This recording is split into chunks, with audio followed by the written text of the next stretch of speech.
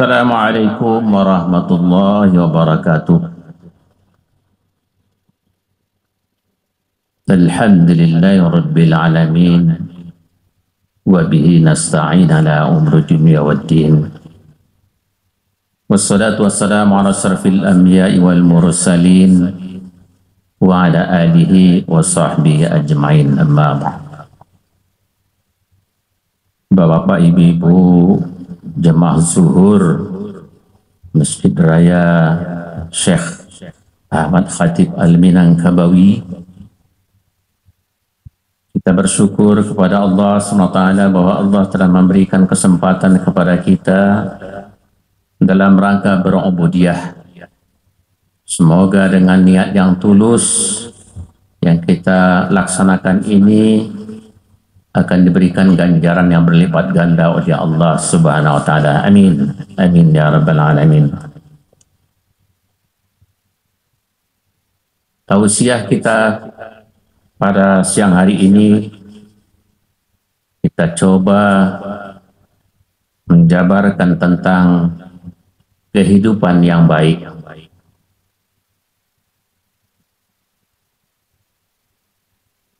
Setiap manusia yang berakal, yang normal, pasti dia mengharapkan kehidupan yang baik. Pasti dia akan mendambakan untuk mendapatkan kehidupan yang baik. Tidak ada rasanya kalau dia manusia yang normal mengharapkan kehidupan yang buruk. Setiap orang yang menginginkan kehidupan yang baik belum tentu sama. Mungkin mereka mencapainya dengan menggunakan, dengan memakai cara-cara lain, metode-metode lain.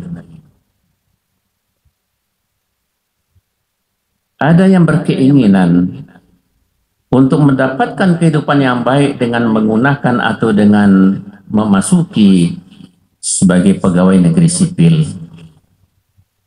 Sebab mereka berpandangan bahwa dengan masuknya sebagai pegawai negeri sipil, ia akan memperoleh kebaikan yang baik, kehidupan yang baik.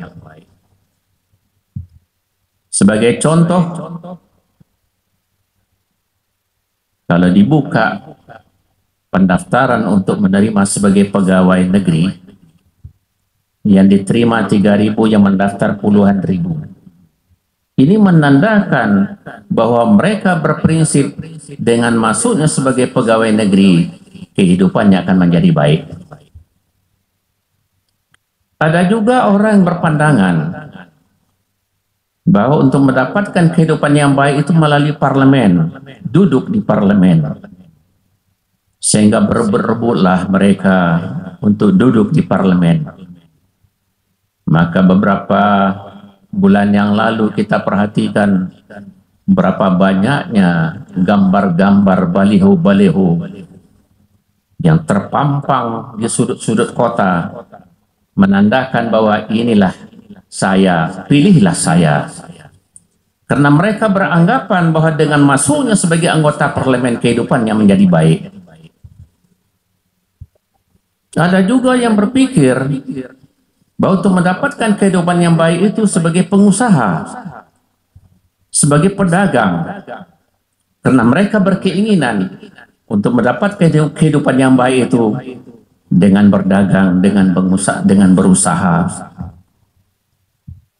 Dan ada juga yang berpandangan untuk mendapatkan kehidupan yang baik itu sebagai pegawai, sebagai pelayan, sebagai nelayan, sebagai pesuruh dan sebagainya.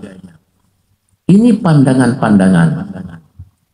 Tapi semua pandangan seperti ini perlu didasari kepada 5 hal. Untuk mendapatkan kehidupan yang baik, syarat pertama adalah dikurniai rezeki yang halal. Halal ada dua sistem, ada dua cara. Halal zatnya, halal perolehannya.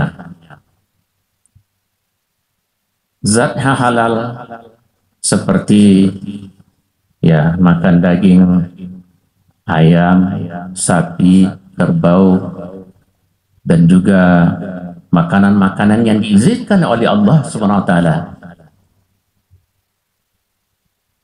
Banyak orang kadang-kadang sudah meneledorkan, sudah tidak mengambil suatu perhatian tentang makanan yang halal ini. Sebagai contoh kita perhatikan, apabila seseorang ingin makan yang indah, yang enak, yang lezat, ia tidak memandang lagi tentang halal dan haramnya. Ia memandang, ini masakan yang enak, ini makanan yang lezat. Sedangkan Allah mengatakan, "Kulu mimma razaqakumullahu halalan thayyiba." Makanlah oleh kamu apa-apa yang telah kami rezekikan kepada kamu yang halal dan baik. Yang kedua, perolehannya. Zatnya halal, tapi kadang-kadang perolehannya tidak halal. Umpamanya kambing. Kambing itu zatnya halal, tapi kalau diperoleh dengan cara yang tidak halal, umpamanya dengan maling, dengan merampok dan sebagainya, caranya tidak halal. Oleh karena itu agama kita memberikan sinyal, memberikan aturan. Makanlah oleh kamu makanan-makanan yang halal, perolehannya pun halal. Insya Allah mudah-mudahan engkau akan mendapatkan taufik dan hidayah Allah. Oleh karena itu setiap kita sholat kita selalu berdoa, Allahumma inni as'aluka ilman nafi'a wa rizqan halalan thayyiba wa amalan mutaqabbala. Hendaknya kita selalu berdoa, mudah-mudahan Allah akan memberikan kurnia kepada kita dengan rezeki yang halal. Yang kedua, dibekali dengan ilmu. Kita akan mengolah sesuatu dengan ilmu. Kita akan mengolah dunia dengan ilmu. Sebagai contoh, kalau umpamanya kita dulu mendengar, melihat bahwa apabila bapak-bapak kita, kakek-kakek kita menanam padi, itu kadang-kadang dituai dalam jangka 1 tahun. Itu ilmu mereka waktu itu. Tetapi kalau sekarang tidak, dalam jangka 1 tahun bisa dipanen 3 kali. Sekali 4 bulan panennya. Ini kenapa? Karena ilmu pengetahuan. Pernah para sahabat bertanya kepada Rasulullah, "Ya Rasulullah, bagaimana cara menanam korma yang bagus ya Rasulullah?" Cara menanam begini kata Rasulullah. Ditiru oleh para sahabat. Tapi setelah ternyata hasilnya tidak ada, kurang. Kemudian mereka mencoba mencangkok. Kemudian hasilnya lebih bagus. Mereka bertanya lagi kepada Rasulullah, "Antum a'lamu bi umuri dunyakum." Kamu lebih tahu tentang masalah dunia kamu. Ini juga harus dengan ilmu. Hasilnya pun akan lebih bagus dibandingkan dengan berbuat sesuatu tanpa ilmu. Tentang masalah akhirat juga harus dengan ilmu. Kita sholat. Seseorang sholat sebagaimana kita sholat, tapi bacaan-bacaannya tidak sesuai dengan tuntunan Rasulullah, ataupun sesuai dengan tuntunan Rasulullah tetapi rasanya tidak sesuai dengan kaidah-kaidah yang diberikan oleh Rasulullah. Nilainya akan berbeda dengan seseorang yang sholat yang mengetahui tuntunan-tuntunannya. Kalau dia akan bertakbir Allahu Akbar, kemudian bagaimana rukuknya, bagaimana sujudnya, bagaimana duduk di antara 2 sujud sesuai dengan tuntunan Rasul. Ada dalil-dalilnya, dia mengetahui. hal ini seperti ini akan lebih baik nilainya dibandingkan dengan orang yang melakukan tanpa ilmu pengetahuan. Maka itu kata Rasulullah sallallahu alaihi wasallam, apabila engkau akan mengolah dunia harus dengan ilmu, akan mengolah akhirat harus juga dengan ilmu, mengolah keduanya juga harus dengan ilmu. Wa man arada ad-dunya fa'alaihi bil ilmi, wa man arada al-akhirah fa'alaihi bil ilmi, wa man aradahuma fa'alaihi bil ilmi. Oleh karena itu, jangan putus asa kita untuk menuntut ilmu, khusus lagi ilmu agama. Berapa banyaknya orang yang mempunyai ilmu yang tinggi tetapi tidak memahami ilmu agama, rugi. Termasuk orang khasirin, orang yang rugi di sisi Allah.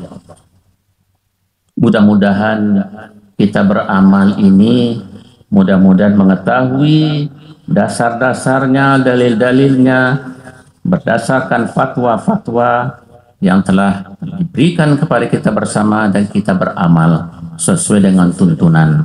Ini akan lebih berarti dibandingkan dengan kita hanya mengikut begitu saja. Yang ketiga, dihiasi dengan akhlakul karimah. Ada dua suku kata akhlak karimah. Akhlak yaitu budi pekerti, etika, tingkah laku, perangai. Menurut Imam Al-Ghazali, yang dikatakan akhlak adalah sesuatu yang tumbuh dari dirinya untuk melakukan suatu perbuatan tanpa dipikirkan terlebih dahulu, tanpa dipertimbangkan terlebih dahulu. Seseorang umpamanya, dia berjalan, dia tersandung kakinya. Apa yang ia ucapkan? Kadang-kadang ia ucapkan banyak. Ya mungkin seperti binatang-binatang yang lain mungkin disebutnya. Tapi bagi orang yang akram, orang yang mulia, yang kenal dengan ajaran Allah, maka ia mengungkapkan kalimat-kalimat astaghfirullah, la haula wala quwwata illa billah. Ini adalah secara spontan. Akhlak seperti inilah yang perlu dididikkan, yang perlu diberikan kepada kaum umat Islam. Alangkah sedihnya kita, ia berilmu pengetahuan tetapi sayang tidak berbudi, tidak berakhlak. Sangat kita sayangkan. Umpamanya saja, dia sebagai seorang yang berilmu, boleh dikatakan panutan tentang ilmunya, tapi ketika duduk bersama-sama dengan sahabat-sahabatnya, taruhlah ia membuat angin dengan keras umpamanya tanpa memperhatikan lingkungan, ia akan dicap, kurang aja kayak kemarin, mentang-mentangnya berilmu tidak tahu di etika. Kenapa? Karena etika, sopan santun, budi pekertinya tidak ada. Oleh karena itu, meskipun ilmunya tinggi, tetapi sangat perlu akhlak membina dirinya. Bukankah Rasulullah telah berfatwa, telah bersabda bahwa sesungguhnya Allah itu innama bu'itsu liutammima karimal akhlak. Sesungguhnya aku itu diutus adalah dalam rangka menyempurnakan akhlak. Maka lebih bagus, lebih sempurna sekiranya orang berilmu pengetahuan kemudian diiringi dengan akhlakul karimah, bukannya akhlak mazmubah, akhlak yang tercela. Ini yang perlu kita singkirkan, yang perlu kita hanguskan. Yang keempat,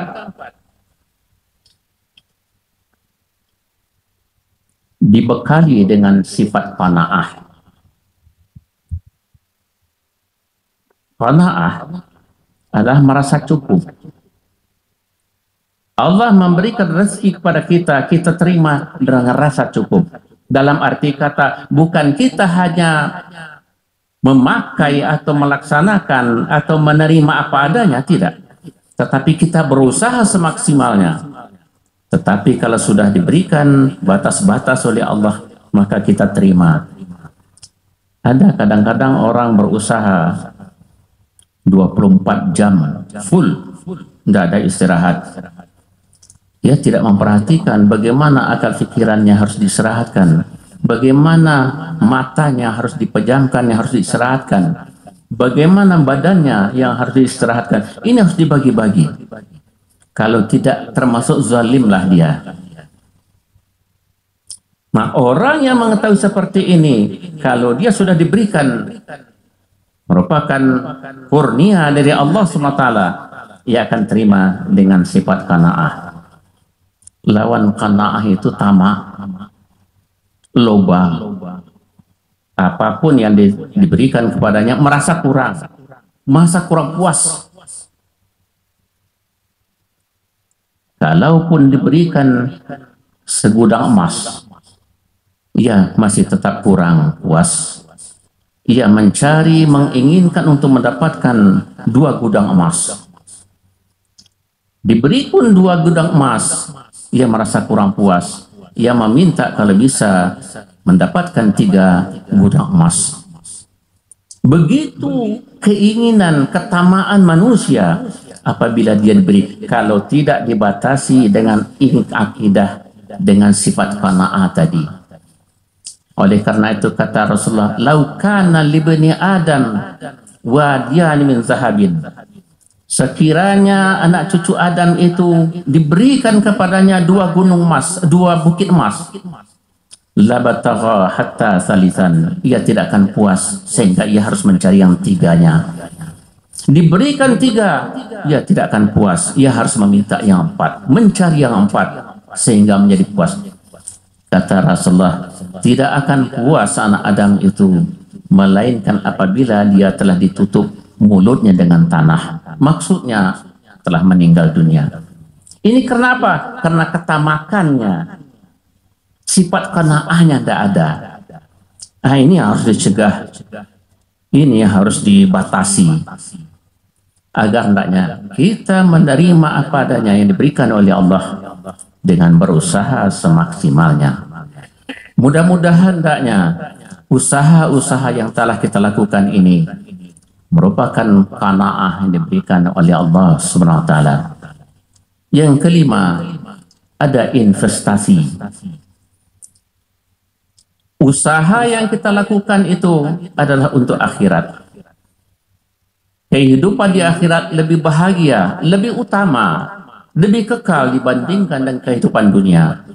Untuk mencapai kehidupan akhirat harus melalui kehidupan dunia. Oleh karena itu, sebelum kita mengakhiri hidup di dunia ini, kita persiapkan, kita investasikan untuk hari akhirat. Dengan cara bagaimana?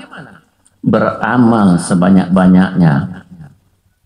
Di sebuah hadis nyatakan, apabila anak cucu Adam telah meninggal, in qata amaluhu illa min salatin, terputus amalnya kecuali ada 3 perkara. Pertama, sedekah jariyah, sedekah jariyah. Bapak-bapak, ibu-ibu, umpamanya ketika masih hidup, kemampuan masih ada, kemudian harta masih banyak, kemudian diinfakkan untuk anak yatim, untuk masjid, untuk keperluan-keperluan syiar agama. Ini berbekas, ini mempunyai makna, ini nanti akan berbicara ketika di akhirat nanti, yang akan menolong, membantu kita di akhirat nanti. Ini dikatakan investasi. Begitu juga umpamanya ilmu yang tafa'u bi, ilmu yang bermanfaat. Bapak-bapak, ibu-ibu mempunyai ilmu, diamalkan, diberikan kepada anak-anak, diberikan kepada cucu-cucu agar mereka mengamalkan. Meninggal bapak-bapak, ibu-ibu, kalau ilmu yang ilmu yang diterimanya itu diamalkan, insya Allah ia akan mendapatkan ajron, akan mendapatkan ganjaran yang berlipat ganda oleh Allah SWT. Waladin salih yad'ulah, anak yang soleh yang selalu mendoakan orang tuanya. Ini perlu, ini juga merupakan investasi. Nah, bagaimana hendaknya investasi ini tetap berlanjut? Maka pergunakanlah umur kita, pergunakanlah masa kita, pergunakanlah harta-harta kita ini dalam rangka syiar ajaran agama. Mudah-mudahan inilah yang akan membantu kita. Dengan demikian, insya Allah, kalau 5 kriteria, 5 syarat kita penuhi tadi, insya Allah kehidupan dunia dan kehidupan akhirat akan bahagia, akan menjadi baik. Lebih kurang mohon maaf. Wabillahi taufiq wal hidayah. Assalamualaikum warahmatullahi wabarakatuh.